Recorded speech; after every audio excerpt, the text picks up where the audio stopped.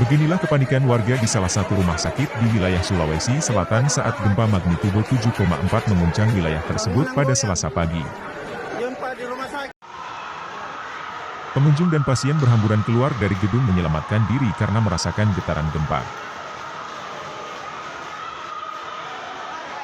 Gempa terjadi pukul 11:20 waktu Indonesia Timur terasa hingga di kota Makassar, Sulawesi Selatan. Pusat gempa di laut pada jarak 112 km arah barat laut kota Larantuka, Nusa Tenggara Timur pada kedalaman 10 km. Badan Meteorologi, Klimatologi dan Geofisika, BMKG, Makassar mengeluarkan peringatan dini pasca gempa yang berdampak terjadinya tsunami di Kabupaten Kepulauan Selayar dan Kabupaten Bulukumba di Sulawesi Selatan.